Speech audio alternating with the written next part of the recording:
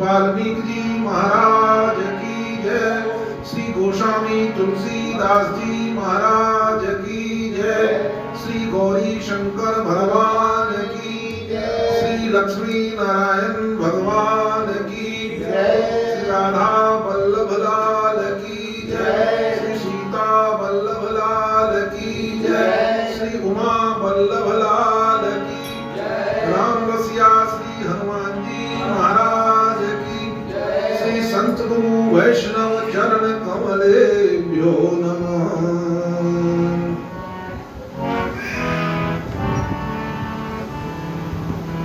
आज छठवां दिन है, तुलसीदास जी का चरित्र क्रम से चल रहा है, आप पान कर रहे हैं। ये कोई छोटा मोटा पुण्य का अवसर नहीं है। मुझे इस पर महाभारत का एक प्रसंग याद आ गया। जब भीष्म पितामह ने ये प्रतिज्ञा कर ली कि कल एक पांडव खत्म, एक कम हो जाएगा, क्योंकि उस पर आरोप लगा दिया था दुर्योधन ने कि मैंने आपको सेनापति बनाया अपनी सेना का। क्या इसीलिए बनाया? आप सबसे बड़े योद्धा हैं, आपसे बड़ा योद्धा कोई यहाँ पे है नहीं महाभारत के युद्ध में, आप सबसे बड़े महारथी हैं। लेकिन आज तक हमारे तो हजारों मर गए, लेकिन पांडवों में से एक भी, हम तो कितने कौरव चले गए, 100 में से कितने चले गए, और पांडवों में से एक भी नहीं मरा।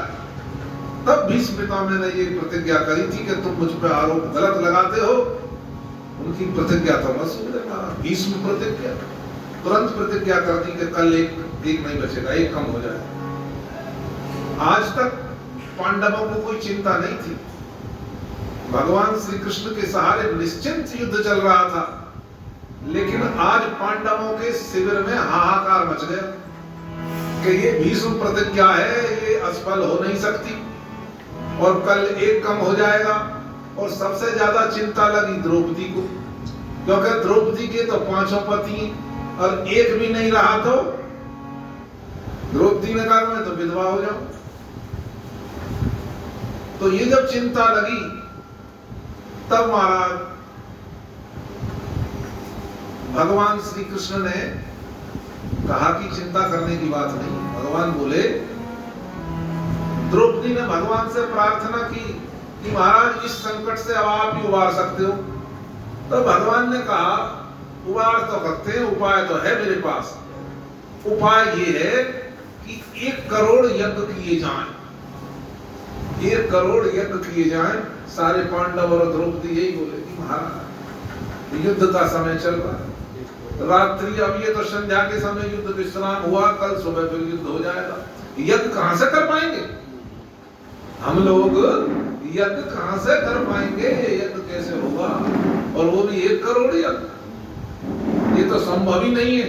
इसका मतलब है कि कल एक पांडव गया निश्चित रूप से। भगवान बोले नहीं, उसका उपाय भी मैं बताऊंगा। आपसे 1 करोड़ यज्ञ करवाने हैं मुझे। तो द्रौपदी को साथ में लिया, बोले चल मेरे साथ। भगवान द्रौपदी को अपने साथ में लेके चले गए। और ये दोहा उसी समय का है, लिखा गया, बोले संत मिलन को जालिए तज माया अभिमान, और जो जो पद आगे धरे तो कोटिन यज्ञ समान। माया का अभिमान छोड़ करके संत भगवान से मिलने के लिए चल दीजिए, 1 कदम पे 1 करोड़ यज्ञ हो जाते हैं। यही काम करवाया। आगे की कथा पता तो मुझे बतानी नहीं है, मुझे सिर्फ यही बताना था संत की इतनी महिमा है। केवल संत के दर्शन के लिए चलने की इतनी महिमा है। और जो कोई संत का किसी का चरित्र सुना जाए तो बोले, एक संत के चरित्र पे कोटि यज्ञ बलिहार। करोड़ों यज्ञ न्योछावर है एक संत के चरित्र में। तो आप लोग जो समझो कि आप करोड़ों यज्ञों का फल आपको मिल रहा है, क्योंकि आप एक संत का चरित्र श्रवण कर रहे हैं। तो एक संत के चरित पे कोटि यज्ञ बलिहार। कथा हमारी यहाँ पे थी कि रिश्ता पक्का गोस्वामी जी का हो गया था। आए महाराज, अब उसमें ज्यादा समय ना लेते हुए हम बताएं, लगन पत्रिका गोस्वामी जी के यहाँ पर भिजवा दी गई और संवत 1583 जेठ का महीना शुक्ल पक्ष त्रयोदशी की तिथि और गुरुवार को ब्याह का कार्य संपन्न हो गया। तुलसीदास जी का बड़े मंगल मुहूर्त में दुल्हन को लेकर के बाबा तुलसीदास जी आ गए महाराज, विदा करके घर में भी चले आए। तो दुल्हन का जैसा नाम था रत्नावली, वैसे ही उनके गुण भी थे, साक्षात रत्न ही थी। अंग अंग में अनुपम छटा छिटक रही थी महाराज। तुलसीदास जी तो प्रथम दर्शन में ही उन पे न्यौछावर हो गए, अपना तन मन प्राण अपनी पत्नी पे न्यौछावर कर दिया और रात दिन उसी के प्रेम में लगे रहते महाराज। रूपा शक्ति का ऐसा जादू चला उनकी का कि ना तो आप कहीं जाते थे ना पत्नी को कहीं जाने देते थे। ये रूप का जादू, कहीं नहीं जाते थे महाराज। कितनी बार पीहर से बुलावा आया, बुलाते ही अच्छा, जब शादी नई नई होती है तो 2-3 दफे तो आना जाना लगा ही रहता है, लेकिन गोस्वामी जी इतना प्यार करते थे, एक बार भी उनको पीहर जाने, और करते करते करते करते 5 वर्ष बीत गए महाराज इसी क्रम में। 5 साल बीते, 5 वर्ष इसमें बीत गए महाराज। अरे तियासों स्नेह बिन पूछे पिता के गई और भूली सुधि दे भजेवाई ठोर आए। बधुवती लाज भई रिस सोन कस गई और प्रीति राम नहीं तन हाड़ मांस चाहे। सुनी जब बात मानो है गयो प्रभात वह पाछे पछतात तज किसो काशी पुरी आए। महाराज गोस्वामी तुलसीदास जी एक बार अपने किसी प्रेमी भक्त के यहाँ पर, एक पास में ही गांव था खरसों, वहां पे गए थे। पीछे से रत्नावली का भैया आ गया। जब रत्नावली का भैया आया तो रत्नावली ने उठ करके स्वागत किया और कहा कि भैया आप तो बहुत दिनों में आए, बहुत दिनों में मेरी याद मेरी सुध ली। तो कहने लगी कि भैया मैं क्या बताऊं। भैया कहने लगा महीना क्या बताऊं, अब यहाँ आने का ना उत्साह कम हो गया, जब भी आए तब मनाही हो जाती है? जीजा जी भेजते तो है ही नहीं, तो आने का उत्साह कम हो गया, मैं क्या करता आगे। तो पूछा बहना ने कि बोले आज कैसे पधारे। तो भैया ने बताया तेरी माँ की तबीयत खराब है, अंतिम श्वास गिन रही है और बार बार रत्ना तुझे याद कर, तेरी याद में तुझे बार बार याद कर, तो मैं तुझे इसलिए लेवाने के लिए आया हूँ।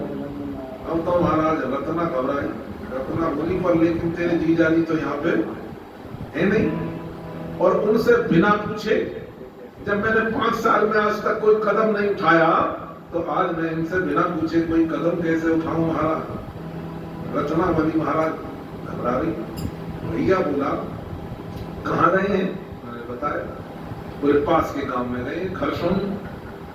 बोले क्या कह के गए थे, तो पत्नी बोली ये कह के गए थे देखो मैं आ रहा हूँ।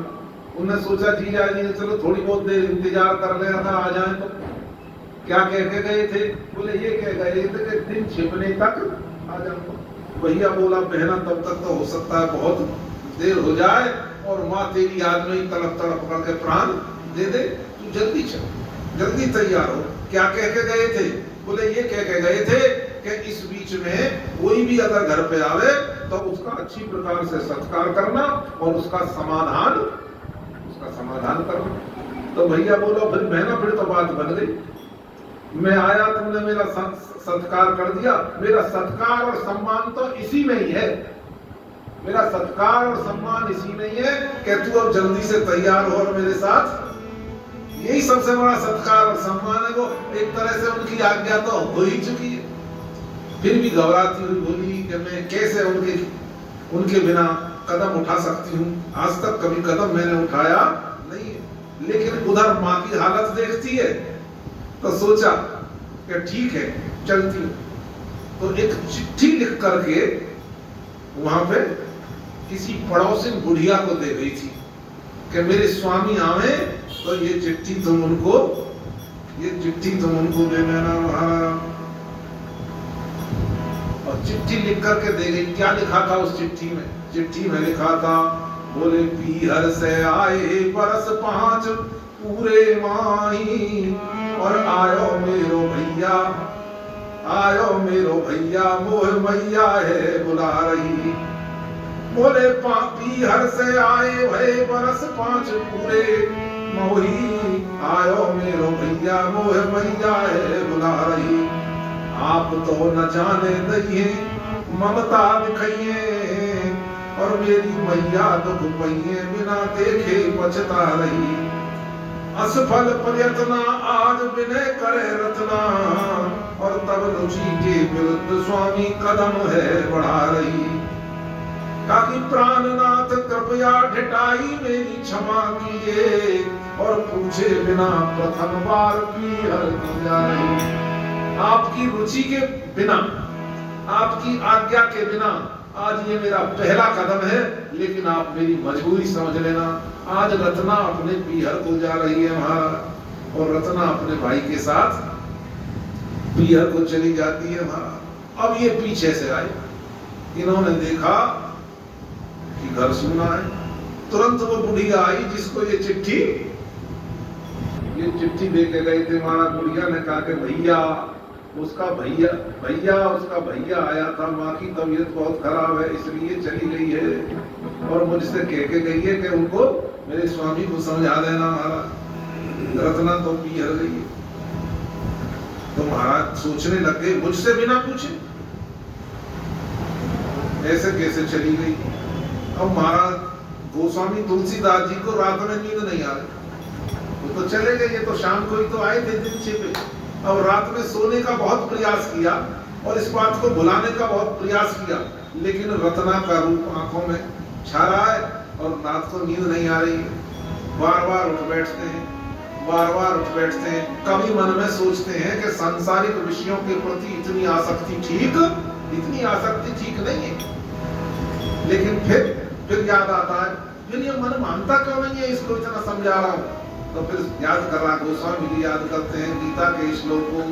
बोले चंचलम ही मने कृष्ण प्रमाथि बलवद्दृढ़म, तस्याम निग्रह मन्ये वायुरिव सुदुष्करम।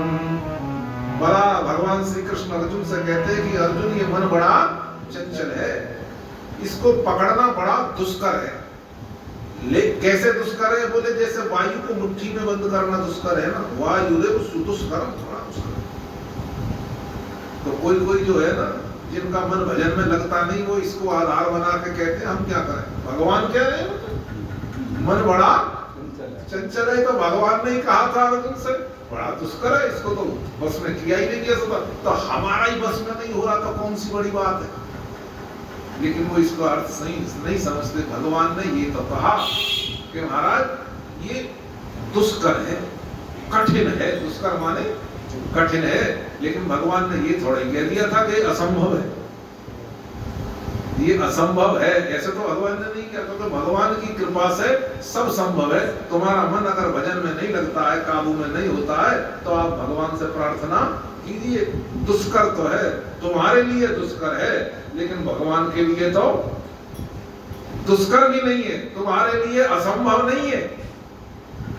दुष्कर है, कठिन अवश्य है, लेकिन भगवान ये शब्दों पर ध्यान देना पड़ता। कहने वाले तो ऐसे ही निकाल लेते, जिसको कुछ करना नहीं होता वो कोई ना कोई उसमें कमी निकाल लेगा। वो तो भगवान ही कह गए थे, तो मन तो बस में होता ही नहीं है, तो हमारा ही नहीं होता तो कौन सी बड़ी बात है। नहीं भाई, ये हमारे लिए दुष्कर है, भगवान के लिए दुष्कर नहीं है। मनु शत्रुपा जी ने जब वरदान मांगा, तो वरदान मांगते हुए यही बात कही महाराज, सुगम अगम कही जात सुनाई। एक वरदान मांगना चाहता हूं लेकिन महाराज वो वरदान सुगम भी है और वो वरदान अगम भी है। तो भगवान बोले एक चीज दोनों कैसे हो सकती है? ये तो विरुद्ध धर्माश्रय की आप बात कर रहे हैं, ये दोनों संभव नहीं है। या तो आसान ही होगा या मुश्किल ही होगा। भाई किसी से पूछे भाई सवाल कैसे आया पेपर में, बोले कठिन भी था आसान भी था। बोले ऐसे कैसे होता है? या तो सवाल कठिन ही होगा या है वो कोई के हमारा वो व्यक्ति कैसा था? बोले कुछ लंबा था, कुछ उल्टा था। ऐसा थोड़ी होता है। या तो वो लंबा ही होगा या उल्टा ही होगा। भगवान ने स्पष्टीकरण चाहा कि आप बताइए महाराज, मैं वरदान मांगने में सच्चा रहा हूं, सोगम कह नहीं पा रहा हूं, सोगम अगम कही जात सुनाई। तो फिर मनु जी ने स्पष्ट किया भगवान को, बोले इसलिए कह रहा हूं, मेरे लिए तो बड़ा मुश्किल है और आपके लिए बड़ा तो इसीलिए मन को बस में करना। भगवान ने बात जरूर कही है, चंचलम ही मने कृष्ण प्रमाथि बलवदृढ़म। ये मन बड़ा चंचल है, ये बल बड़ा बोले प्रमादी है। और तस्याम निग्रह मन में वायु सुदुष्करम, ये इतना कठिन है बस में करना जैसे वायु को मुट्ठी में पकड़ना। इतना कठिन है जैसे वायु को रोकना कठिन है, ऐसे ही मन का रोकना कठिन है। लेकिन आप लोग चिंता ना करें, भगवान के भक्त चिंता ना करें। भगवान के भक्त तो भगवान के भरोसे हैं और भगवान के लिए कोई काम कठिन कोई कठिन नहीं है, वो तो रोक देते हैं। इसलिए गोस्वामी जी का मन महाराज चंचल है, बार बार रत्नावली के पास जा रहा है, क्योंकि रत्नावली बिना कहे बिना पूछे आज पीहर चली गई है। क्योंकि परिस्थिति ऐसी बनी, माँ की हालत उससे देखी नहीं। अब बताओ कौन ऐसी बेटी होगी जिसकी माँ तड़प रही हो, उसके लिए रो रही हो कि आखिरी समय भैया मेरी बेटी को मिला दे, भैया मेरी बेटी को मिला दे। तो भैया ने कहा चल, अरे मेरा सबसे बढ़िया समाधान यही है, मेरा स्वागत सत्कार यही है कि तू महाराज तू मेरे साथ चल, जल्दी तैयार हो, नहीं तो पता नहीं है कि माँ के कैसा ना हो, माँ तड़पती रह जाए। अगर माँ तड़पती रह गई तेरे याद में तो जिंदगी भर तेरे दिल में ये भूख रहेगी कि भैया लिवाने भी आया था और उसने बहुत आग्रह किया लेकिन रह गई, मैं चली नहीं गई। अगर गोस्वामी जी महाराज बार बार मन वहीं चला जा रहा है। गोस्वामी सोच रहे मन में इतनी आसक्ति वैसे ठीक तो नहीं है, संसार के प्रति, संसार के विषयों के प्रति इतनी आसक्ति ठीक नहीं है। लेकिन भगवान भी ठीक कह रहे हैं, मन बड़ा मेरा मन मानता क्यों नहीं है। फिर सोच रहे हैं कि क्यों छोड़ दूं इस रत्नावली को, ये मुझसे बिना पूछे चली गई। फिर मन में आता है कि रत्नावली की क्या गलती है, ये कोई इतना बड़ा अपराध तो है नहीं। अरे आज तक 5 वर्ष तक उसने मेरी आज्ञा का कभी उल्लंघन नहीं किया, आज भी गई है तो किसी गैर के साथ गई है, थोड़े अपने भैया के साथ गई है। और अपनी माँ की हालत उसकी ऐसी है इसलिए वो गई है। लेकिन सोचते सोचते फिर गोस्वामी जी ने सोने का प्रयास किया, लेकिन महाराज सो नहीं पाए। बहुत कोशिश करी सोने की लेकिन सो नहीं पाए महाराज। ये शाम को आए थे अपने किसी प्रेमी भक्त के यहाँ से, वो सांझ को पाई नहीं। और ये सोचते सोचते रात के महाराज 11 बज गए, निकल लिए। बोले चल यार कोई बात नहीं, चली गई तो कोई बात नहीं, उसे थोड़ा छोड़ जा सकता, चलो वो चली गई तो कोई बात नहीं, हमसे नहीं रहा जाता तो हम उसके पास चले जाते। तो गोस्वामी जी रात को ही निकल लिए महाराज। भादों का महीना था और जमुना पूरे उफान पे थी महाराज। ऐसी जमुना को ये रात में ये पता भी नहीं चलता कितनी गहराई है क्या है, लेकिन वाले आसक्ति महाराज देखो क्या आसक्ति, कूद पड़े महाराज जमुना। ये आसक्ति यदि भगवान के प्रति हो जाए, मामा जी के चरित्र में वर्णन आता, एक बार जो है ऐसे परेशान होकर के कि भगवान के दर्शन नहीं हो रहे तो महाराज गंगा में कूद गए थे। गंगा में कूद गए थे कि अब जीवन रखने का क्या फायदा। लेकिन भगवान की कृपा ऐसी रही, उनसे उनको बहुत काम लेना था, न जाने कितने का उद्धार करना था, कितना भगवान का प्रचार कराना था, तो भगवान ने उन्हें बचा लिया। लेकिन वो तो कूद गए। इसी बात को देखते हुए एक बार मैंने मुरारी बापू जी की कथा में सुना था। मुरारी बापू जी रोते हुए कह रहे थे कि चैतन्य महाप्रभु जी समुद्र में कूद गए, मैं हिम्मत नहीं करता। 9 दिन तक समुद्र में ही कथा चली थी। बापूजी की एक कथा वहां भी हुई है, पानी के जहाज में ही कथा हुई है। 9 दिन तक समुद्र में ही रहे। यूं करे बहुत विचार आए थे, ख्याल आए थे लेकिन मैं चैतन्य महाप्रभु जी की तरह हिम्मत नहीं जुटा पाया, मैं हिम्मत नहीं जुटा पाया। तब गोस्वामी जी तो महाराज, जब सांसारिक प्रेम में ऐसा हो सकता है तो भगवत प्रेम में क्यों नहीं हो सकता। चले गए महाराज, भागों की जमुना बह रही है, लहरें ले रही है, कूद गए जमुना में, कोई रात में कौन सी नाव मिले, कूद गए जमुना में और कूद करके महाराज पार हो गए। अब क्या देखते हैं, यहां तक तो आ गया, घर तक तो रत्ना के घर तक तो रत्ना के घर तक तो आ गया। अब सोच रहे हैं अब कैसे जाऊं, अब मैं जाऊं कैसे जाऊं, अब ऊपर किवाड़ तो बंद है, सब सो रहे। फिर मन में विचार आया कि आवाज लगाऊं, तो जब बोले आवाज लगाई तो सारे घर के जग जाएंगे, ये तो बड़ी लज्जा और शर्म की बात है? बोले क्या कहेंगे, जोर से आवाज लगाऊंगा तब ना सुनेंगे। तो पहले ऐसे कोई बेल की व्यवस्था, कोई मोबाइल तो थे नहीं महाराज कि अपने बजा दो और घंटी बना पत्नी के पास चला जाए और पत्नी चुपचाप किवाड़, पहले वो जमाना था। तो मैं शोर मचाऊंगा, जोर से आवाज लगाऊंगा तो पड़ोसी भी जग जाएंगे, और ये तो बड़े लज्जा और शर्म की बात है मेरे लिए भी और मेरी पत्नी के लिए भी। क्या कहेंगे अड़ोसी पड़ोसी और उसके घर के माँ बाप, क्या कहेंगे कि मेहमान पे एक दिन भी नहीं रुका गया पत्नी के बिना। अब ये विचार कर रहे हैं। इतने में जब घर की तरफ देख रहे थे तो उनकी दृष्टि गई, बोले वाह, ये रेशम की डोरी लटक गई, रेशम की डोरी लटकी हुई है। उस रेशम की डोरी को लटके हुए देखा, और फिर दूसरे क्षण विचार किया, लेकिन पर यह डोरी किसी के यहाँ नहीं लटकती, रेशम की डोरी बोले किसी की छत पर तो लटकती थोड़ा ही, ये डोरी कहां से आ गई, कहीं मैं सपना तो नहीं देख रहा हूं। फिर गोस्वामी ने देखा, ओहो बात समझ में आया, अरे मैं ही थोड़ी रत्ना से इतना प्यार करता हूँ, वो भी तो मुझसे प्यार करती है, उसने भी तो आज तक एक कदम मेरी आज्ञा के खिलाफ 5 साल हो गए, एक बार क्लियर नहीं गई महाराज, 5 साल हो गए नहीं गई। तो इसका मतलब ये हुआ वो मेरे स्वभाव से परिचित है, वो मेरे स्वभाव से मेरे प्रेम से खूब अच्छी तरह परिचित है, 5 साल रही है आपके साथ परिचित है। इसका मतलब ये है उसे पता थी कि मेरे स्वामी एक दिन भी मेरे बिना रह नहीं सकते, और इसलिए ये जो है रेशम की डोरी उसने यहाँ लटका दी है कि इससे चढ़ के बोले आंगन में आ जाना और मैं चुपके से किवाड़,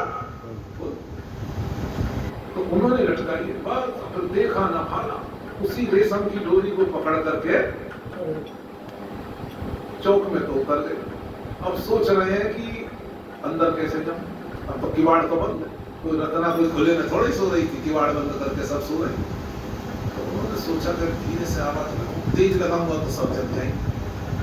और जब उसने डोरी लटकाई है तो वो भी मेरी इंतजार में जग रही होगी, तो धीरे से कहा रत्ना, धीरे धीरे। तो देखो नाम में ये विशेषता है, नाम में ये विशेषता है, कोई व्यक्ति कितनी भी गहरी नींद में सो रहा हो और आप उसका नाम लो ना तो तुरंत जग जाता।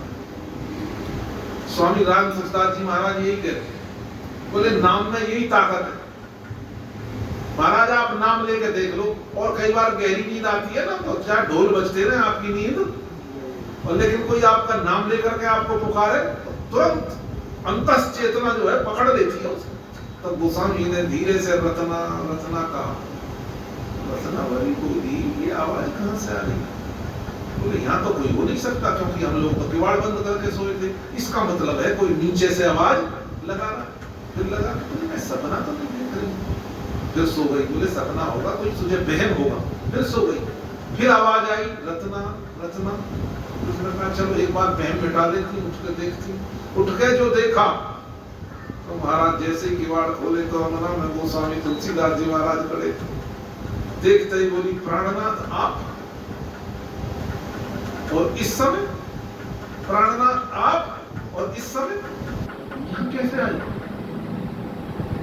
गोस्वामी बोले रत्ना रहने में, तू मेरे स्वभाव को जानती थी, जो तेने रेशम की डोरी लटका रखी थी ना उसी में चढ़ के आया। मैंने तो कोई रेशम की डोरी नहीं लटका रखी। बोले दिखाओ कहां लटक रही है। दोनों रत्ना हो गए, वहां जाकर देखे तो महाराज विषधर भुजंग, वो तो बड़ा भारी विषधर भुजंग था महाराज, विषधर भुजंग। रत्ना बोली ये रेशम की डोरी दिख रही थी आप। इसीलिए गोस्वामी जी की रामचरितमानस में और अन्य ग्रंथों में भी कविता वाली हो चाहे गीता वाली हो, इस रस्सी और सर्प का उस दृष्टांत बहुत आला रज्जो यथा हे ब्रह्म, बहुत बार बार आया, उनके दिमाग से ये बात निकली नहीं महाराज। रस्सी को आदमी सांप और सांप को रस्सी समझ लेता, बहुत जगह ये उदाहरण मिलता है। रत्ना बोली रेशम की रस्सी है, ये तो बिस्तर है। जब गोस्वामी जी ने देखा तो महाराज घबरा गए, बोले ऊपर को तो मुंह किया और हाथ जोड़े, आज तो काल के गाल से मुझे आपने, आज तो ये लीला समाप्त हो जाती विषय भोगों के चक्कर, ये ऐसे ही विषय भोग लीला समाप्त कराते। तो उन्होंने रचना ने पूछा, अच्छा ये बताओ कि ये तो डोरी पकड़ के पार आ गई, जमुना कैसे पार करी थी आप?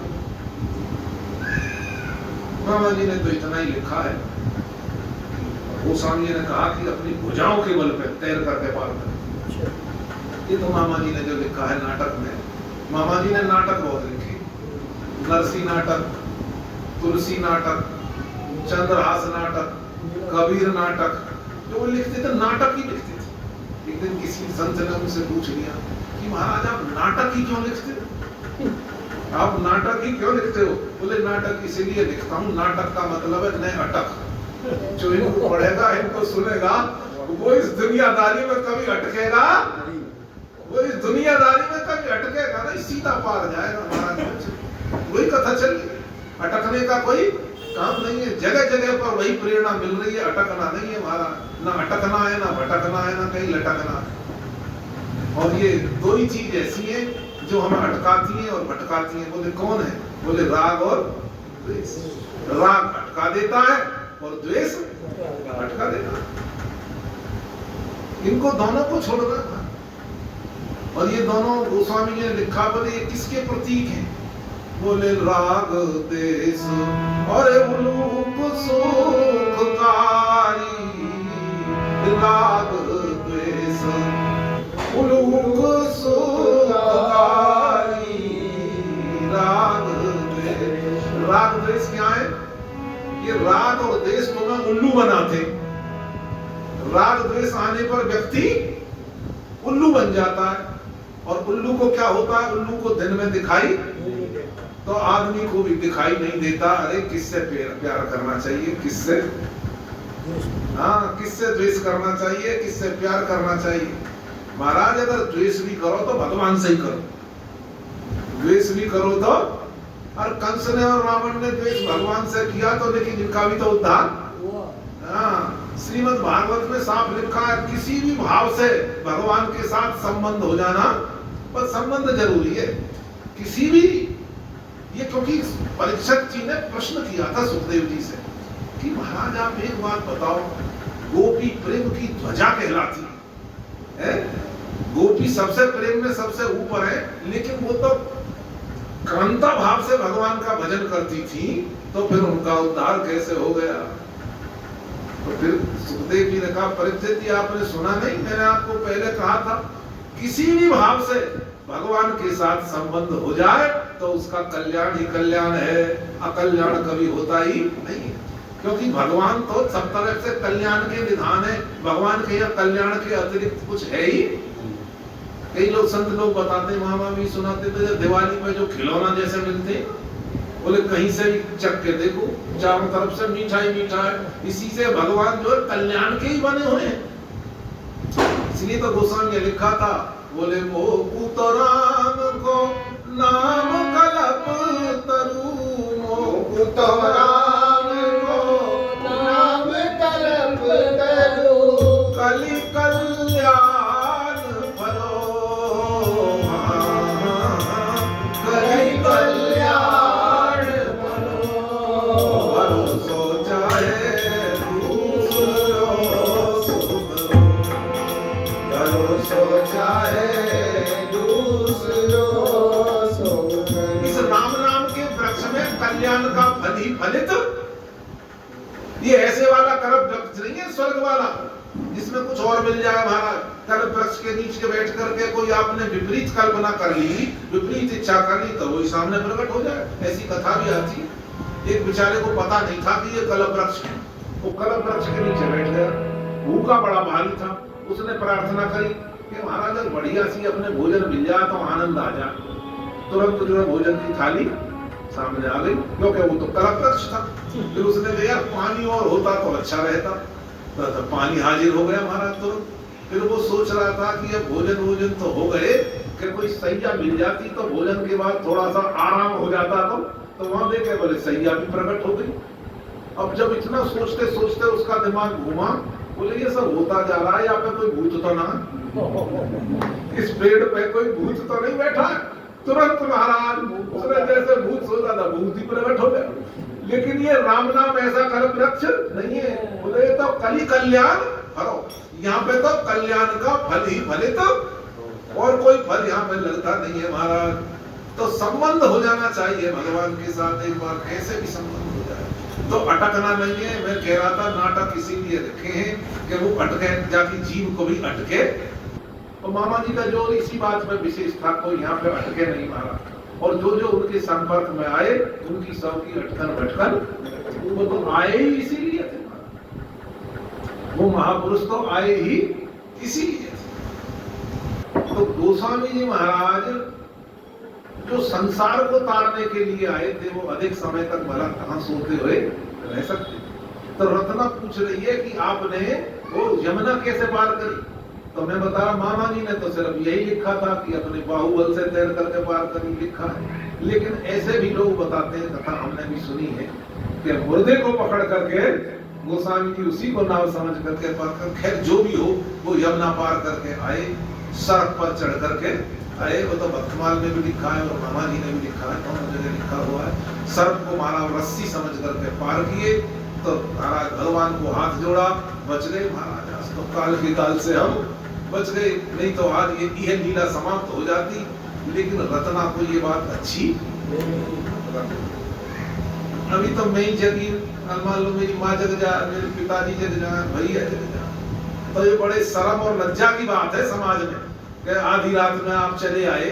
तो रत्ना को बात अच्छी लगी नहीं, इसलिए रत्ना ने कहा कि पंडित जी महाराज, पंडित जी जब तक गोस्वामी जी कथा करनी प्रारंभ कर चुके थे, राजापुर में भी बहुत कथाएं हुई थी, राजापुर में बहुत कथाएं हुई थी। राजापुर में इनकी प्रतिभा को देख करके इनके साथ रत्नावली का संबंध इनके पिता ने किया।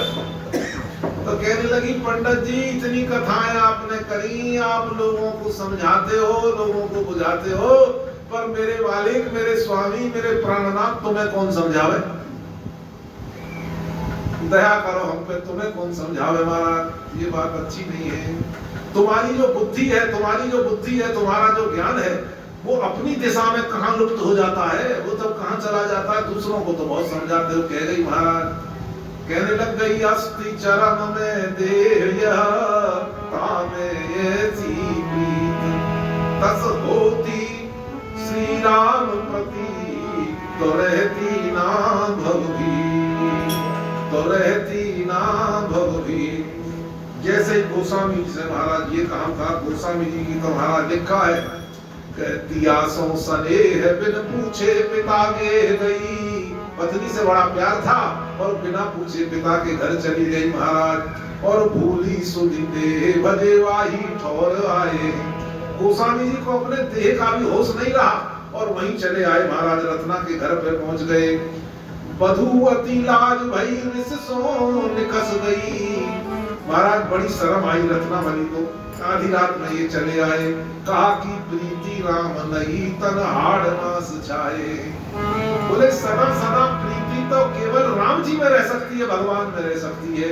मनुष्य के शरीर में कभी हमेशा प्रीति, कितनी भी प्यारी पत्नी हो, कितना भी प्यारा तुम्हारा कोई ना कोई हो, लेकिन एक ना एक दिन तो प्यारा रहेगा नहीं, ना प्यारा रहेगा और हो सकता है उसके जीते जी तुम्हारा उससे मन भी हट जाए।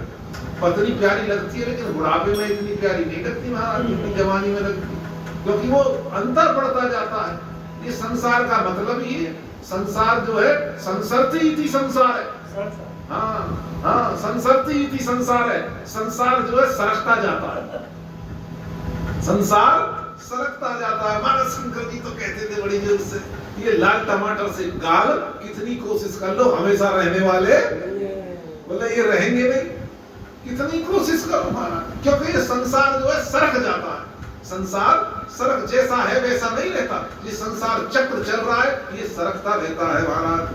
तो गोस्वामी जी से कही है उन्होंने कि प्रीति राम नई, तो नई नई प्रीति है, जो नित्य नया प्रेम है वो तो केवल भगवान के चरणों में ही हो सकता है। इस हाड़ मांस के शरीर में प्रीति कैसे होगी महाराज? हाड़ मांस के शरीर में प्रेम हो नहीं सकता। इसमें है कौन सी ऐसी सुंदर वस्तु है मेरे प्राणनाथ, जिस पे आकृष्ट होकर के आप आधी रात अपने देह की सुध भूल करके और यहाँ चले आए।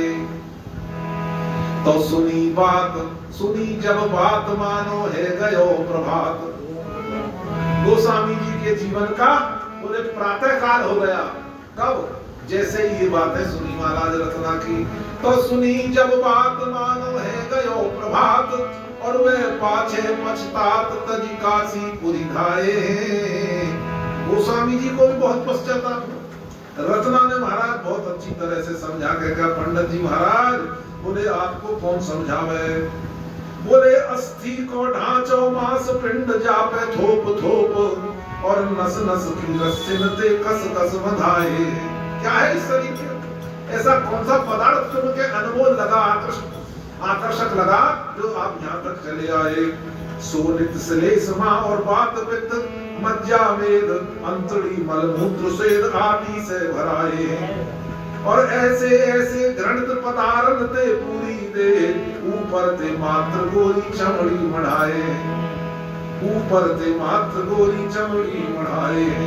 कौन वस्तु या में आकर्षण के योगनाथ, और जापे आप इतने लुभाए दौड़े आए। मामा जी तो सुनाया करते थे कि वो कहते थे हमने किसी संत से सुना था, उनको भी कोई बड़ा सिद्ध कोटि का संत कहता था कि शरीर में पता है क्या क्या भरा हुआ है? इस शरीर की एक बूंद भी यदि जो भरा हुआ है ना, एक बूंद भी अंदर से निकल करके चमड़ी के ऊपर आ जाए तो मक्खी भिड़कने लगता है। ये है इस शरीर का। पंच रचित चिति जल पावक गगन समीरा, पंच रचित अति अधम शरीरा। बोले नश्वर शरीर अधम मायक विकार मात्र। इसमें है क्या? विकारी विकार भरे हुए हैं महाराज। बोले नश्वर शरीर अधम मायक विकार मात्र, और याके प्रति इतनी प्रगाढ़ दुर्वासना। और लोक लाज दाग आए रातों रात भाग, और भरी भागों की नदी में नेक डूबने की त्रासना। या को अर्धांश भर के हिये में हुलास, और करते भजन को प्रयास जग में हो तो उपासना। जग की तुच्छ आस तज के होते हरिदास, टूट जातो भव पास करके प्रभु की उपासना। महाराज हंसी नहीं होती जग में, आज दुनिया हंसती है। आज नहीं हंस रही हूं आपकी कि आपने ये क्या किया, ये तो बड़े शर्म की बात है। तो कह रही है कि यदि आप आध्या प्रेम भी ऐसा भगवान से करते तो जगत में उपहास ना होता, भव का पास टूट जाता महाराज, आपकी कीर्ति कमनीय होती। गोस्वामी जी को बात शुभ गई, लग गई महाराज। उपहास आज तक भी बहुत से लोग तो कहते हैं गोस्वामी जी क्या था, कुछ नहीं थे गोस्वामी। वो तो रत्ना ने फटकार लगा ली, इसलिए तुलसीदास वो तो इसलिए तुलसीदास बन गए क्योंकि रत्नावली ने फटकार लगाई थी। अरे ऐसी बात नहीं है, तुलसीदास जी कुछ नहीं थे। जो जगत को जगाने के लिए आए थे वो अधिक समय तक सोते हुए कैसे रह सकते थे? अगर महाराज पत्नी की फटकार से कोई तुलसीदास बनता तो आज घर घर में तुलसीदास होते। किसकी पत्नी किसको नहीं फटकारती, लेकिन बात लगने की। चलो कोई बात नहीं, पत्नी की बात ना लगे तो शास्त्रों की बात ही लग जाए, किसी संत की ही बात लग जाए। और बात तभी बनेगी महाराज जब किसी की बात लग जाएगी। जिसको लग गई उसकी बन गई महाराज। तो यही देखेंगे भगवान कब कृपा करेंगे कि हमें कब किसकी लगेगी। हमारे ये भगत जी मास्टर जी नित्य प्रति जब भी कोई रामायण का पाठ चलता था अग्रवाल स्कूल में, जब कोई रामायण नहीं लाते थे कुछ बच्चे, तो कभी रामायण होती थी तो गीता के 2 श्लोक बोला करते थे कि और नमानि गृह्णाति नरोपराणि तथा शरीराणि विहाय जीर्णा अन्यानि संयाति नवानि। रोज 2 श्लोक बोला करते थे गीता के। यूं कहते भैया तुम यूं सोचोगे ये रोजाना इन्हीं 2 श्लोकों को क्यों बोलते हैं। यूं कह रहे पता नहीं भगवान की कब कृपा हो जाए और कब बात लग जाए। तो गोस्वामी जी को महाराज बात लग गई। गोस्वामी जी ने पक्का निर्णय कर लिया कि बोलो अब जगत की तरफ मुड़ करके मुझे देखना नहीं है महाराज। तब रत्नावली का बड़ा एहसान माना है गोस्वामी ने। क्रोधित नहीं हुए महाराज। ये नहीं कहा कि हम तो तेरे चक्कर में आकर के इतनी दूर से आधी रात इतनी मेहनत करके यहाँ आए और तू हमसे ऐसे कह रही है। बोले नहीं, रत्नावली का बड़ा एहसान माना। रत्नावली सचमुच तुम्हारे वचन अद्भुत रत्न से। कहा कि रत्नावली तेरे वचन नहीं है, ये रतन है, रतन मेरे लिए रतन है। रत्नावली सचमुच तुम्हारे वचन अद्भुत रतन से। श्रुति शास्त्र सम्मत और समर्थित संत सद्गुरु मदन से। प्रभु राम तब घट बैठ के मुझको बचाए पतन से। भूलू न तब उपकार उर्धर माही रातू जतन से। कहा रत्नावली तेरा ये उपकार मैं जिंदगी भर नहीं भूलूं। गोस्वामी जी की आंखों में आंसू आ गए और कहा कि रत्नावली मैं तेरा ये उपकार जिंदगी भर भूलूंगा नहीं। और मुझे तो ऐसा दिखाई दे रहा है कि मेरे ठाकुर भगवान श्री राघव नहीं तेरे हृदय में बैठ करके मुझे पतन से बचा लिया। जब गोस्वामी जी ने ये कहा तब पत्नी भी रो पड़ी महाराज। बार बार पैर पकड़ के कह रही है पत्नी। गोस्वामी जी ने तो कहा कि रत्ना मैं जिंदगी भर तेरा उपकार नहीं भूलूंगा। आज मुझे तूने पतन से बचा लिया और मुझे तो ऐसा प्रतीत होता है मेरे स्वयं ठाकुर जी ने तेरे हृदय में आकर के मुझे पतन से बचाया। तो रत्नावली ने पैर पकड़ लिए। स्वामी ऐसे क्यों कह रहे, मैं कौन होती हूँ आपको पतन से बचाने वाली। अपराध मेरे क्षमा छोटे से बड़ी बात की। मैंने बहुत बड़ी बात कह दी। अपराध मेरे क्षमा हो, अपराध मेरे हो क्षमा, मुंह छोट से बड़ी बात की। तब रुचि विरुद्ध विचार स्वामी में भई अतिपात की। इस बार पर रो रही है कि मैंने पति के सामने अपना मुंह खोल दिया, क्योंकि पतिव्रता पत्नी पति के सामने मुंह खोलती नहीं। कहा कि मैंने आपके सामने अपना मुंह खोला इस ढिठाई के लिए स्वामी, हे मेरे प्राणनाथ मुझे क्षमा कर देना। मेरी ऐसी ढिठाई कर चुकी। महाराज रो गई है, पछाड़ खा खा करके गिरी है और बेहोश हो गई है। महाराज कह रही है ऐसी ढिठाई कर चुकी हूँ, जन्म भर पछताऊंगी।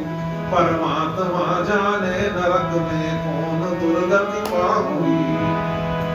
अरे परमात्मा जाने नरक में कौन दुर्गति पाऊंगी। ये कह रही है, लेकिन गोस्वामी जी के जवाब भी सुनने लायक है। गोस्वामी जी कह रहे हैं क्या बात कह रही है, क्योंकि ऐसा लिखा है ना मानस में, पति का सेवन करते हुए नारी परम सुगति को प्राप्त कर जाती है, उसे और कोई साधन करने की। पति सेवत शुभ गति लहई, परम अपावन नारी है। परम अपवित्र नारी भी अगर पतिव्रता हो जाए, पतिव्रत धर्म का पालन कर दे तो परम गति को प्राप्त हो जाती है। गोस्वामी जी बोले इस बात की बिल्कुल चिंता मत करे कि तूने अपने पति का जो है अपमान किया है या उनके सामने मुंह खोला है। ये दुर्गति नहीं सदगति सुयस सतपंथ दिखलाया मुझे। ये दुर्गति नहीं है, तूने तो मुझे सतपंथ दिखलाया, सच्चा रास्ता तूने मुझे दिखलाया है। दुर्गति नहीं सदगति सुयस सतपंथ दिखलाया मुझे। अब तो मिले प्रभु चरण की कल्याणमयी छाया मुझे। है कौन दूजी नारी जो पति को विषय से मोड़ कर, ऐसा करे उपकार मन परमात्मा में जोड़ कर। ऐसी कोई नारी विश्व में नहीं मिलेगी आपको जिसने अपने सुखों का बलिदान कर दिया और महाराज अपने पति को सचपथ पे लगा दिया। जितनी भी है पति को तो यही कहा गया महाराज। शंकराचार्य से पूछा, शंकराचार्य जैसे संत कहते हैं क्या है नारी क्या है? बोले द्वारम किमेकम नरकस्य नारी। शंकराचार्य लिख रहे हैं, बोले द्वारम किमेकम नरकस्य नारी। काम क्रोध मद लोभ सब और नाथ नरक के महाराज ये नरक के पंथ बताए, और अरण्य कांड के आखिर में जाकर देखोगे तो महाराज दुनिया भर की बातें लिखी हुई हैं, आपके कान खड़े हो जाएंगे। महाराज लिखा है, बोले जप तप नेम और जलाश्रय भारी। समझ रहे आप?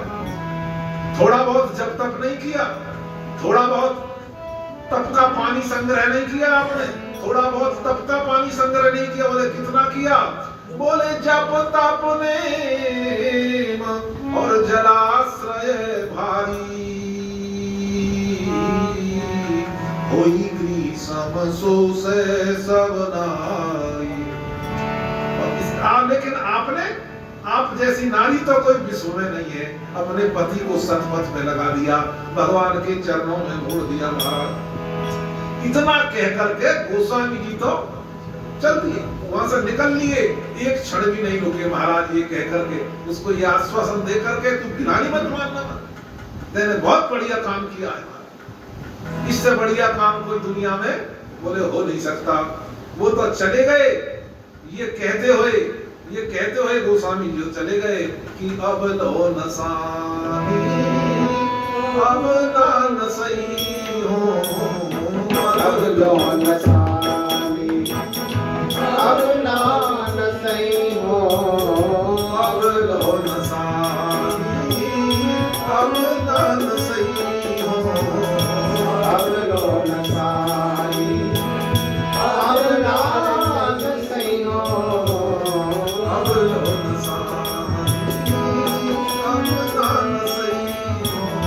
अब लो नसानी अब ना नसई हो।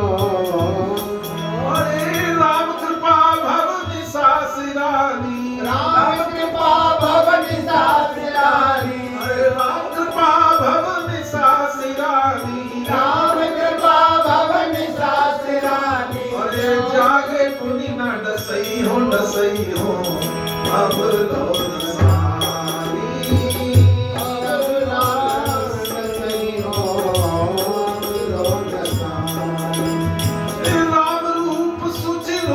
कसौटी, अरे राम रूप सुचिर रुचिर कसौटी, और चित कंचन ही कसई हो, कसई हो, अब लो नसानी अब ना नसई हो। अरे पायो नाम चारु चिंता भरी, अरे पायो नाम चारु चिंता भरी, पायो नाम चारु चिंता भरी। अरे गुर कर दे न खसई हो, खसई हो, अब लो नसानी अब ना नसई हो, अब लो नसानी अब ना नसई हो, अब लो नसानी। उसी समय का पद है महाराज। अरे परवश जान हस्यो इन इंद्रिन निज बस वे ना सही हो, परवश जान हस्यो इन इंद्रिन निज बस वे ना सही हो, परवश जान हस्यो इन इंद्रिन निज बस वे ना सही हो, परवश जान हस्यो इन इंद्रिन निज बस वे ना सही हो। पन कह तुलसी, मद मद कर पन कह तुलसी, रघुपति पद कमल बसई हो, बसई हो, अब लो नसानी अब ना नसई हो, अब लो नसानी अब ना नसई हो, अब लो नसानी। लेकिन गोस्वामी जी ने तो एक क्षण नष्ट नहीं होने दिया, निकल गए उसी क्षण। लेकिन हमारे जीवन की विडंबना ये है कि महाराज जिंदगी बीती जा रही है, लेकिन कभी सुनने के लिए तैयार। कारण क्या है इसमें? कारण क्या है महाराज? ये हमें बात लग क्यों नहीं रही है? इसमें कारण क्या है?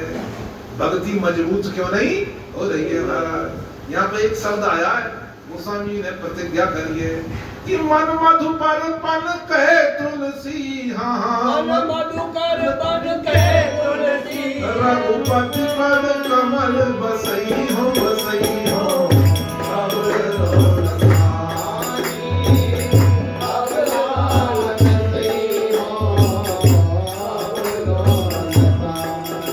गोस्वामी जी ने प्रतिज्ञा कर ली। हमने आज तक ऐसी प्रतिज्ञा करी नहीं। हमारी भक्ति इसलिए मजबूत नहीं हो रही है कि हमने अपने तरफ से कोई प्रतिज्ञा करी नहीं है। कोई हमने अपनी तरफ से कोई ठानी ही, तो ये करना पड़ेगा जब ही भक्ति मजबूत होती है। मानस में लिखा है, बोले पाने कारी रघुपति और भगति दृढ़ाई। कौन कह रहा है महाराज? ये ऊपर से आकाशवाणी हो रही है महाराज, शंकर भगवान के लिए। महाराज आप धन्य हैं कि पानकारी रघुपति और भगति दृढ़ाई। तुम्हारे समान कौन है भगवान शंकर? कोई नहीं है। बोले क्यों? और उसके समान वास्तव में कोई नहीं है जिसने प्रतिज्ञा कर ली हो कि अब भगवान के चरण कमलों को मैं छोड़ूंगा। उसके समान सौभाग्यशाली कोई नहीं है महाराज। तो भक्ति बढ़ती है। ये मन मधुकर पन कहे तुलसी, रघुपति पद कमल। जब तक हम प्रतिज्ञा नहीं करेंगे तो मामला ढीला ही चलता रहेगा। तो गोस्वामी जी तो महाराज निकल गए। अब ये पछाड़ खा करके दीदी और जोर जोर से अपने आंगन में रो रही है। क्या कह रही है महाराज? बोले हे प्राणनाथ चले गए मेरे प्राणनाथ। हे प्राणनाथ चले गए, मैं हाय क्या क्या सह गई। हे प्राणनाथ चले गए, मैं हाय क्या क्या कह गई। और मति लोक लाज समाज की धारा प्रखर में बह गई। मैंने तो ये सब लोक लज्जा के कारण कह दिया था। प्यार तो मैं भी करती थी, चाहती तो मैं भी यही थी कि वो मेरे साथ हमेशा रहे। लेकिन मति लोक लाज समाज की धारा प्रखर में बह गई। तब धीरता गंभीरता कटु वचन मेरे सह गई। तुम तो चले परमार्थ पथ में, स्वार्थ में सनी रह गई। ये कह रही है आप इतने धैर्यवान थे, एक शब्द भी आपने लौट करके मुझसे कुछ नहीं कहा और चुपचाप आप मुझे छोड़ करके चले गए। आपका तो परमार्थ बन गया, लेकिन हे प्राणनाथ अब मेरा क्या होगा? हे प्राणनाथ अब मेरा क्या होगा? महाराज इतने में ही जब जोर से रोई, जब खुल करके रोई तो भैया भी जग गए। भैया निकल आया, कह रहे क्या बात हो गई रत्ना? क्योंकि अब भैया को ना तो तुलसीदास जी नजर आ रहे हैं वहां पे, केवल रत्ना रोती नजर। वो तो चले गए। तो महाराज वो तो गए चले। अरे अकेली है, क्यों रो रही है? रात में हुआ क्या? तेने कोई दुस्वप्न तो नहीं देख लिया? अरे भैया दुस्वप्न नहीं, जागृत में मेरी दुनिया लुट गई। मेरी दुनिया जागृत में लुट गई महाराज। मैंने तो लोक लाज में पढ़ करके कड़े शब्दों में उनसे कुछ कह दिया और वो आए यहाँ से और सदा सदा के लिए चले गए। वो मुझे सदा सदा के लिए छोड़ के चले गए महाराज। साला गया, अभी यहीं तक गए होंगे, कितनी देर हो गई? बोले अभी अभी की बात है। साला दौड़ लगा करके गया कि मना करके लाऊं। बहुत मनाने की कोशिश की, गोस्वामी जी के चरण तर पकड़ लिए, बहुत माफी मांगी महाराज, उसकी तरफ से हम माफी मांगे। लेकिन गोस्वामी जी लौट करके वापस बोले नहीं आए महाराज। तो ये रत्नावली का महाराज, अगर रत्नावली ना होती तो हमें आज तुलसीदास नहीं मिलते महाराज। बड़ा इनका हमारे ऊपर कल्याण है। तप त्याग ज्ञान वैराग्य पूर्ण और कीर्ति कमनीय तुम्हारी।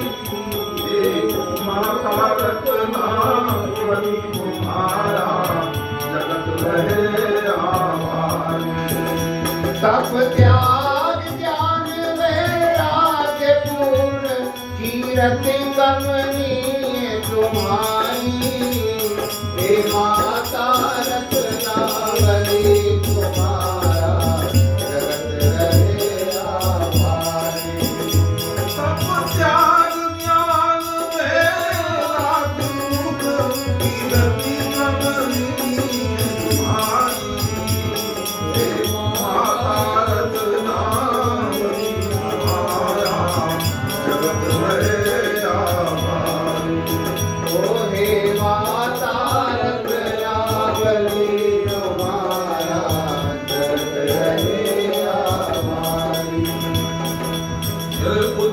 परामर्श दे पति को परमेश्वर से जोड़ा। उत्तम परामर्श दे पति को परमेश्वर से जोड़ा। और उद्बोधन का संग फूंक प्राणों में अमीय निचोड़ा। उद्बोधन का शंख फूंक प्राणों में अमीय निचोड़ा। ममता मोह आदि का बंधन क्षण में प्रण सम तोड़ा। ममता मोह आदि का बंधन क्षण में क्रन सम तोड़ा। तज परम युवावस्था में कठिन विषय सुख छोड़ा।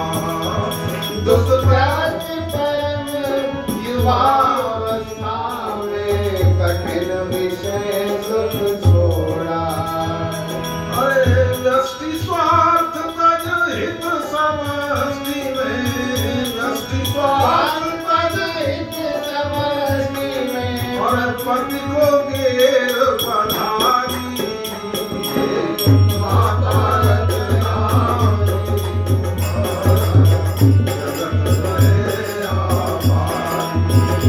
हे माता रत्नावली तुम्हारा जगत रहे आभारी। बड़ी कमनीय कीर्ति है महाराज। कहते हैं ये एक सेकंड में भगवान की लीला थी जो इनसे ऐसा कहलवा दिया। गोस्वामी जी तो चले गए महाराज। गोस्वामी जी तो एक क्षण नहीं लगे और हमको तो महाराज जिंदगी बीत गई। ना ममता छुट रही है ना कोई बात लग रही है। और जब तक लगेगी नहीं जब तक बात बनेगी नहीं। तो महाराज गए यहाँ से तो फिर इसके बाद ये सीधे काशी गए। काशी में रहे फिर यात्रा पे निकल गए महाराज। फिर ये यात्रा पे निकले जगन्नाथपुरी की यात्रा। जगन्नाथपुरी की यात्रा पे निकले और त्रिवेणी में स्नान किए। प्रयाग में पहुंच गए। प्रयाग में गए प्रयाग से जाकर के त्रिवेणी में स्नान किया और जगन्नाथपुरी की यात्रा के लिए ये लोग निकल पड़े। और विरक्त भेष इन्होंने धारण कर लिया था प्रयाग में गोस्वामी जी ने। अभी तक विरक्त भेष नहीं था। अभी तक जो नर हरिदास जी ने कराया था वो तो ब्रह्मचारी का भेष था। विरक्त भेष इन्होंने क्योंकि छोड़ा है पत्नी को, अब विरक्त भेष धारण करके और जगन्नाथपुरी की यात्रा पर ये निकल पड़े महाराज। अयोध्या में आपने चतुर्मास किया है और यहाँ की यात्रा में जो ये यात्रा चली जगन्नाथपुरी से लेकर के प्रयाग से लेकर जगन्नाथपुरी तक, इसमें तो इन्होंने बहुत जगह विश्राम किया है रास्ता में बीच में। लेकिन दो बातें इनकी मशहूर है महाराज। दो स्थल मशहूर हैं। एक तो स्थल है हमारा दुबौली। एक स्थल है दुबौली जहां पर एक ब्राह्मण कुमार था हरिराम। महाराज गोस्वामी जी वहां दुबौली में भजन कर रहे थे। जैसे यात्रा में रुकते ही तो बीच में अपना आसन जमाया और भजन किया। तो भजन कर रहे थे। ये क्या करा अपने जैसे अपनी उम्र के और लड़कों को ले आया साथ और जाकर के जहां भजन कर रहे थे गोस्वामी वहीं इसने जोर जोर से शोर मचाना। और इसने में भी गोस्वामी जी विचलित नहीं हुए तो इसने क्या किया उन पर धूल मट्टी फेंक दी। उससे भी बात नहीं बनी महाराज। धूल मट्टी धूल कौन सी लगती। तो इसने कंकड़ पत्थर फेंकने और सारे बच्चे सिखा दिए। अब धूल मट्टी फेंक रहे हैं कंकड़ फेंक रहे हैं तो गोस्वामी जी को क्रोध आ गया। कहते हैं कि सुन प्रभु बहुत और अवज्ञा किए और उपज क्रोध ज्ञान इनके ही और अति संघर्षण जब कर कोई तो अनल प्रगट चंदन ते होई। बड़े सहनशील थे गोस्वामी जी, संत थे, लेकिन इनको भी क्रोध आ गया महाराज। जब गोस्वामी जी ने आंख खोल करके देखा तो जैसे ही आंख खुली तो और बच्चे तो डर के मारे, वो तो डर के मारे भाग गए महाराज। ये दुष्ट नहीं भगा, ये फिर भी सामने धूल मट्टी और कंकड़ पत्थर। तब गोस्वामी ने इसे कुपित होकर के बोले श्राप दे दिया, तू ब्रह्म राक्षस हो जा। तो प्रेत की जो कथाएं आती हैं, एक तो ये ब्रह्म राक्षस बना, और गोस्वामी जी ने एक प्रेत का और उद्धार किया। जब ये वहां पढ़ रहे थे ना शेष सनातन जी के यहाँ पे, हाँ, उनकी कुटिया के पास एक पीपल का वृक्ष था, उस पर एक प्रेत रहता था। गांव वाले उससे बहुत परेशान थे। तो गोस्वामी जी ने उसी विद्यार्थी जीवन में हनुमान चालीसे की रचना करी। ये हनुमान चालीसे की रचना उसी समय हो गई थी जब ये शेष सनातन जी के यहाँ पढ़ रहे थे। उस प्रेत का भी इन्होंने उद्धार किया है। हाँ, मिक्स ना हो जाए इसलिए बता रहा हूँ, वो प्रेत अलग है और इसको श्राप दिया, ये प्रेत बना है। इसका उद्धार आगे चल करके होगा, क्योंकि संत जिनको आशीर्वाद श्राप देते हैं ना, उनका श्राप नहीं होता, वो आशीर्वाद में परिणित हो गया। जितने भी देखोगे जिसको भी श्राप मिला उसी का ही कल्याण, क्योंकि वो बने ही कल्याण के, वो जगत के कल्याण के लिए आते, किसी को तंग करने के लिए आते नहीं है। तो इसीलिए इसको ये श्राप दे दिया। और एक और है, एक कथा और आती है हमारा। रास्ते में एक बुढ़िया मिली थी, बुढ़िया बेचारी विधवा थी, ब्राह्मणी थी, गरीब नहीं थी। वो क्या करती बेचारी, अपने जैसे तैसे थोड़ा बहुत गुजारा करके पैसा कमाती थी, और उसमें से ही कुछ संपत्ति संत सेवा के लिए रखती थी, और संतों की सेवा उस बुढ़िया के यहाँ होती थी। और वो संतों की सेवा के लिए, इसीलिए गोस्वामी जी भी इसी क्रम में उसके यहाँ गए। हर संत को बुलाती, जो अपने यात्रा पे जाते थे संतों को बड़े आदर के साथ बुलाती। गोस्वामी जी को बुलाया। गोस्वामी जी ने देखा है, तो संत का हृदय तो बड़ा कोमल होता है ना। तो देखा कि उनको लगा कि बुढ़िया देखो बेचारी कितनी मेहनत करती है, और उस पैसे में भी संत की सेवा करती है, इसकी गरीबी कुछ दूर कर देगी। तो महाराज उस बुढ़िया को वरदान दे दिया। बुढ़िया को वरदान दे के आए कि तूने संतों की सेवा करी है, तू जिस वस्तु के हाथ लगा देगी ना वो अक्षय हो जाएगी। अब जिस वस्तु को हाथ लगा देगी वो अक्षय हो जाएगी। अब उसमें से कितना ही खर्च करिए वो कभी घटेगी नहीं, उसका क्षय कभी। हाँ, तेरे पास जो पैसे उनका हाथ लगा दे। अब तो महाराज बुढ़िया चैन से रहने की वरदान दे करके महाराज ये आगे बढ़े गोस्वामी श्री तुलसीदास जी महाराज। और विचरते विचरते महाराज जगन्नाथपुरी पहुंचे। कर्णावतार भगवान शंकर का दर्शन करके निहाल, कर्णावतार भगवान का दर्शन करके ये निहाल हो गए, और मन लगा करके कुछ दिन वहां पे इन्होंने जगन्नाथपुरी में निवास किए। और उसके बाद भजन पूजन से जो अवकाश मिलता था, क्या किया इन्होंने, जगन्नाथपुरी में निवास किया। जगन्नाथपुरी में कुछ समय तक भजन पूजा, अपने नित्य कर्म से जब अवकाश मिलता था तो इनको एक हाथ लग गई थी वाल्मीकि रामायण की प्रति। उस वाल्मीकि रामायण की प्रति की एक कॉपी अपने हाथ से बनाई, एक एक शब्द। क्यों? क्योंकि अब कभी कुटली जीव निस्तार है तो वाल्मीकि तुलसी भयो, तो पहले उस रामायण का अध्ययन हुआ है कि बोले इसको अब भाषा में हमें अपने पहले याद तो कर ले कि कुछ पहले अवतार में हमने क्या लिखा था। अपने हाथ से एक एक अक्षर लिखा है भाषा में। ये भी एक विधा है ना, ये भी संतों की एक साधना है, एक आराधना है। और मैं बताऊं, मैंने लक्ष्मण शरण जी को भी अपनी आंखों से देखा, और होगी उनकी जरूर कहीं ना कहीं पोथी, बड़ी सुंदर लिखाई थी उनकी, अपने हाथ से श्रीमद् भागवत की पोथी बनाई है।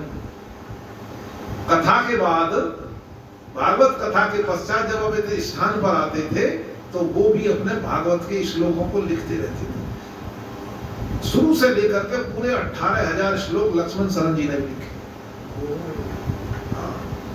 मैंने अपने आंखों से देखा था। तो जो गए थे, इससे दो बात हो जाती है। एक तो कथा के बाद जो लोग बाग आते हैं ना फालतू चर्चा करने के लिए, एक तो फालतू चर्चा से बच जाता हूँ और अपनी साधना हो जाती है। भागवत में से निकलता हूँ और भागवत में ही प्रवेश निकलते ही नहीं। ये इनके पास कलाएं होती है संतों के पास कि उसी दुनिया में कैसे रहना है। तो ये वाल्मीकि रामायण की इन्होंने प्रति बनाई है। रामेश्वरम गए, फिर द्वारकापुरी गए, फिर बद्रिकाश्रम गए, और वहां भगवान श्री नरनारायण का दर्शन किया, वेद व्यास जी का साक्षात दर्शन किया, मानसरोवर पहुंचे महाराज, और दिव्य संतों का दरस परस समागम हुआ महाराज। और उन संतों का आशीर्वाद लिया है। उन संतों की सहायता से श्री सुमेरुगिरी का दर्शन किए तथा नीलांचल पर पहुंचकर श्री काकभूषण जी का दर्शन किए। और महाराज होना ही है, तो सबको होता है दर्शन थोड़े काकभूषण जी को सबको दर्शन थोड़ा होता है।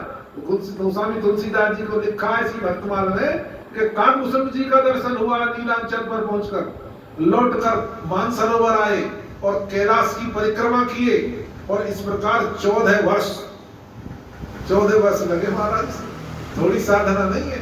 और 14 वर्ष और 10 महीने और 17 दिन पैदल तीर्थाटन करके पुनः काशी में, फिर काशी में निवास किया महाराज, फिर काशी में रहने लगे। अब यहाँ कथा आती है उस प्रेत की। तब गोस्वामी जी कहते हैं शौच के लिए असी नदी के पार जाते थे, शौच करने के लिए असी नदी के पार जाया करते थे। और जो शौच का जल बचता था उसे पीपल के वृक्ष के नीचे डाल देते थे। शौच जल शेष प्याय भूत हूब शेष को, और बोलो सुख माने हनुमान जी बताए। रामायण कथा सो रसायन है कानन को, और आबद प्रथम पाछे जात घृणा छाए। आए पहचान संग चले उड़ान आए, और मन मथि जानी धाय धाय लपटाए। करे तिरस्कार कही सकोगे नटार, मैं तो जाने रससार रूप धारो जैसे गाये। महाराज वो प्रेत जो है इनका जलपान कर करके, इसमें लिखा है कि शौच जल शेष पाय भूत हूँ विशेष। ये विशेष भूत कौन सा था? बोले ये वही भूत हो जो इनके हिसाब से बना था, इसलिए इसमें विशेष शब्द दिया है। ये विशेष भूत वही था हमारा।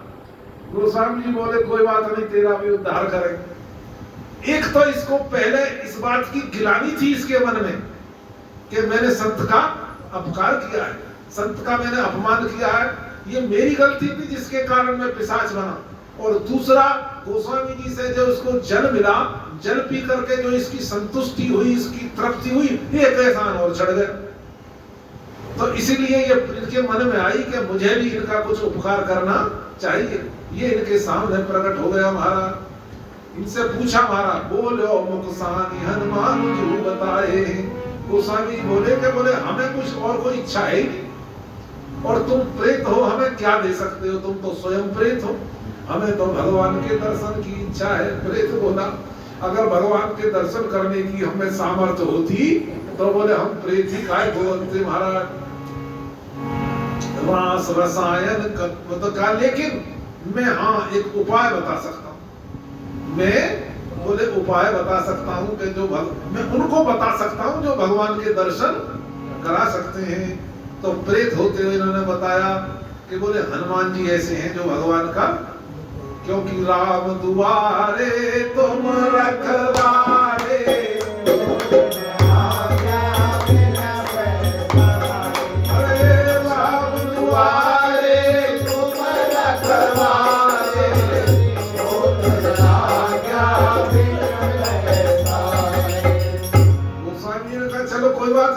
वही बता दो।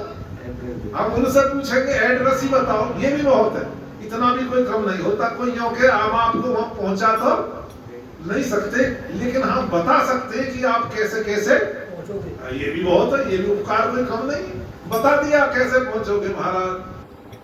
तो गोस्वामी जी को बताया। गोस्वामी जी आपकी कथा होती है ना रामायण की, आपकी कथा चल रही थी उस समय गोस्वामी जी की काशी में। बोले आपकी जो कथा चल रही है ना, उसी कथा में एक व्यक्ति आते हैं। बोले हनुमान जी महाराज आते हैं। वो सबसे पहले कथा में आकर के विराजमान हो जाते हैं, और जब सारे श्रोता चले जाते हैं सबसे पीछे उठ करके, लेकिन उनका स्वरूप बड़ा घृणित है। वो ऐसा वेश बना करके आते हैं कि कोई भी उनके पास बैठना पसंद, सब उनसे दूर दूर रहते हैं। ये देख लेना महाराज, वो बड़े घृणित से आते हैं महाराज, और जानबूझ करके ऐसे बन करके आते हैं। तो गोस्वामी जी का बोले ठीक है, कल ध्यान रखूंगा। कल गोस्वामी जी और दिन तो मानो व्यास गद्दी पे आते थे, तब तक एक आध श्रोता पहुंच भी जाता था। गोसाई जी बोले आज भी समय से पहले ही पहुंचना है गद्दी पे, क्योंकि तभी तो पता लगेगा कि सबसे पहले कौन सा होता है। तो सबसे पहले गोस्वामी जी आज खुद व्यास गद्दी पे विराजमान हो गए। तो उनको दिखाई पड़ा, बोले हाँ जो बताया बात तो ठीक है, आ तो आए। हाँ बोले आए, वो आए महाराज पधार गए। कथा पूरी हुई, उसके बाद देखा कि अब सबसे पीछे जाता कौन, तो देख लिया वही जा रहे थे महाराज दिखा और करे। बोले कि उसने प्रेत ने पहले ही बता दिया था, वो हो सकता है आपका अपमान भी करे, आप में झिड़की भी लगावे, आपको मना भी करें कि मैं हनुमान जी नहीं, लेकिन आप पैर पकड़ लेना, आप छोड़ना मत महाराज। बोले करे तिरस्कार कही सकोगे निटार, मैं तो जाने रससार रूप धर्यो जैसे गाये। तो जैसा स्वरूप उस प्रेत ने बताया था वैसा ही स्वरूप देखा महाराज। और जब उठ के चले तो चलते रहे। गोस्वामी जी बोले चलते गए चलते गए चलते गए। तो जब निर्जन वन में जाकर पहुंचे, वहां उन्होंने हनुमान जी के चरण पकड़ लिए। कहते हैं आज उस स्थान को काशी में संकट मोचन कहते हैं। वो स्थान है संकट मोचन, जहाँ अब तो जंगल नहीं रहा, लेकिन उस समय तो जंगल था। पैर पकड़ लिए हनुमान जी के। हनुमान जी ने कहा दूर दूर दूर दूर। ब्राह्मण देवता ये क्या कर रहे हो आप, कथा व्यास है ये क्या कर रहे हो, मैं कोढ़ी हूँ, मेरे अंग अंग से खून। बहुत समझाने की कोशिश करी, देख रहे हैं ना अंग अंग से खून टपक रहा है। अरे महाराज क्या कर, पीछे तो पीछे। ब्राह्मण देवता पर, लेकिन वो तो हटे नहीं पीछे, पैर छोड़े नहीं। ये कह जानते हो ये कैसा रोग है, अगर इसकी एक बूंद भी आपके शरीर पे गिर गई तो आपकी कंचन जैसी काया में ये रोग। गोस्वामी जी बोले कितना ही समझाओ कुछ ही कहो, क्योंकि जो स्वरूप उसने बताया था मैं वही स्वरूप देख रहा हूँ महाराज, कि अब मैं आपको छोड़ने वाला नहीं हूँ। अब मैं आपको पहचान चुका हूँ। पहचान लिया महाराज, नहीं छोड़े। तो हनुमान जी ने कहा ऐसे नहीं छोड़ रहा तो इसमें जरा डांट लगाओ, फटकार लगाओ। तो डांट भी लगाई, फटकार भी लगाई। लिखा है करे तिरस्कार। गोस्वामी बोले कितना भी तिरस्कार करो, अब इस बालक को, अब इस गोस्वामी तुलसीदास जी को यहाँ से हटा नहीं सकोगे महाराज, मैं आपको पहचान चुका हूँ। उसी समय श्री हनुमान जी महाराज प्रकट हो गए। बोलिए राम रसिया श्री हनुमान जी महाराज की जय। बोले राम रसिया श्री हनुमान जी महाराज की जय। अब इन दोनों को, हनुमान जी को और गोस्वामी जी को मिलने दिया जाए।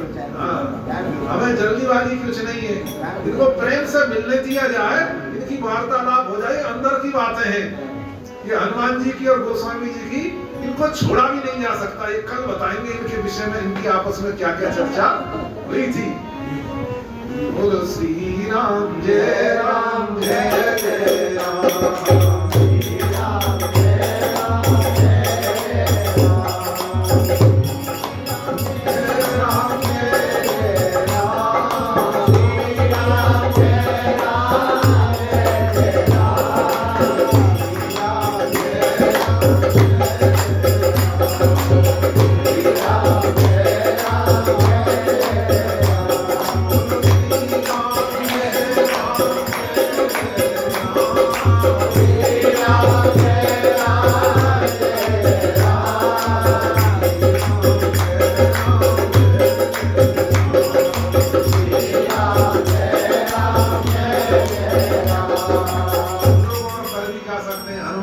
स्वागत सत्कार में श्री राम जय राम है ना, और बाकी उनका स्वागत सत्कार इधर से हो है?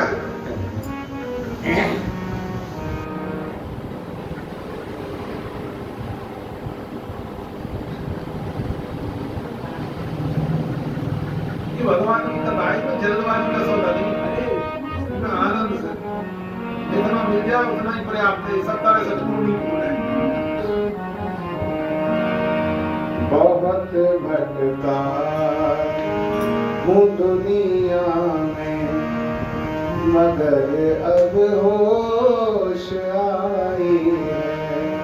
बहुत भटका हूँ दुनिया में, मगर अब होश आई है कि मैंने जिंदगी जिंदगी अपनी यूं ही निष्फल बिताई है कि मैंने जिंदगी अपनी यूं ही निष्फल बिताई है। बहुत भटका दुनिया में मगर अब होश आई है। बहुत भटका दुनिया में मगर अब होश आई है। निभाया साथ ना मेरा किसी ने वक्त आने पर। निभाया साथ ना मेरा किसी ने वक्त आने पर। निभाया साथ ना मेरा किसी ने वक्त आने पर। निभाया साथ ना मेरा किसी ने वक्त आने पर।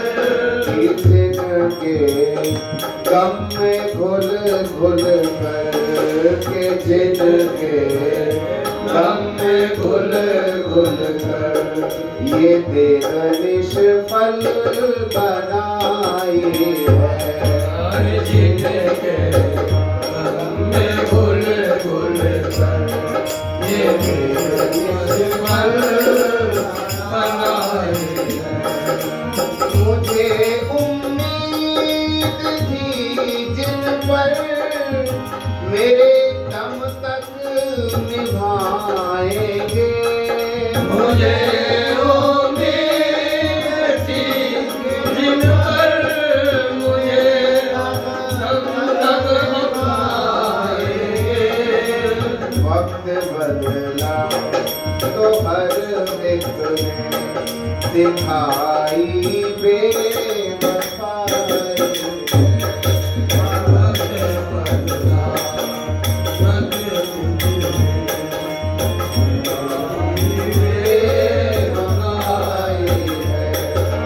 बुना था जाल जो मैं उसमें फंस गया खुद ही।